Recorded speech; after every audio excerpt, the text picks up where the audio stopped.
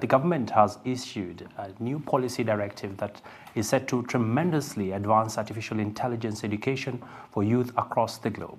According to the dispatch, children at the level of kindergarten will begin learning about AI.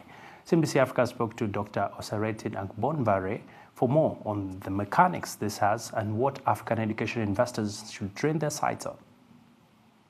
It's a very, very important executive order that was being signed in April 23rd by the President Donald Trump.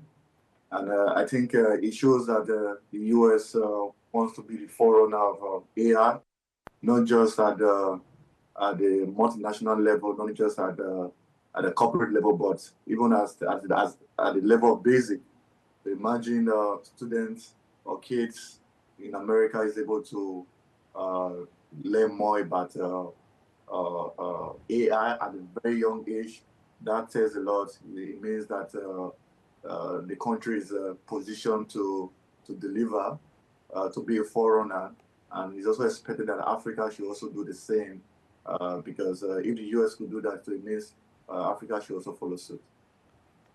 And looking at Africa and, of course, the U.S., on one hand, the U.S. has enormous resources towards financing AI, and some of the issues that are coming up right now is the global race for AI. We've seen China coming out strong, the UK, as well as the United States. But where does this put the United States when it comes to pushing learning of AI at the basic level of education? What will this mean for their workforce into the future?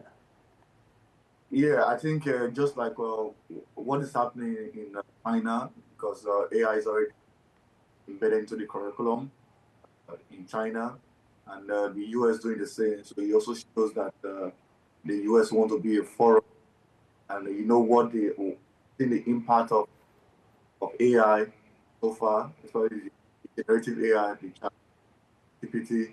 A lot of people are using it to do a lot of things, more than just content. In where it is being used, read videos, artistic videos, even musical videos. So imagine students are able to start developing this AI infrastructure at a very young age. So it means the working population is positioned to do wonders, just like the way the US was forerunner for space. So this executive order is, I think, a welcome development. Shows that the country is positioned to prepare its own population for the world ahead. And Africa can also have a young population, which also be prepared for the use of AI. But it's a tool that is inevitable. It's a tool that everyone needs their own daily life. And when you look at major milestones, for instance, just by the fact that countries are able to train the young people about computer science, this is estimated to have a big impact on enabling young people to have the right skills for the future that we're looking at with AI.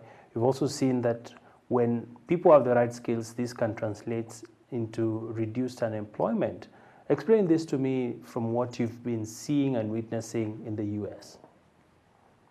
Yeah, well, we'll be seeing some significant changes here in the US with the coming of AI.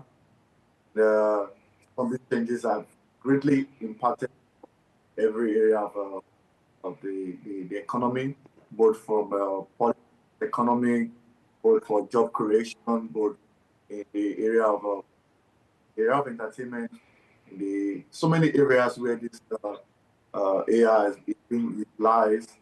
We've seen more startup here in the US. If you follow the trend, California is the fourth largest economy in the world.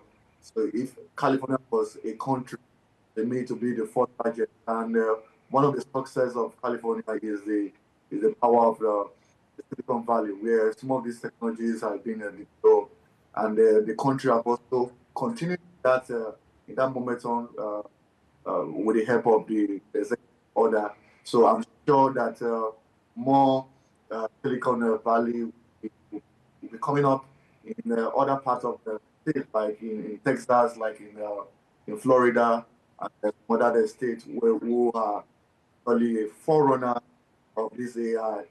In only first time in the next 10 years, we're going to see a different situation in the country, and African can actually do the same. The advantage Africa has is that we have a young population. So if California can actually use tech to their own benefits, so it means we can have other countries like Nigeria, Kenya, Ghana, and who can become like a hub for the continent, so that other part of the other countries among the 54 countries can actually follow the same.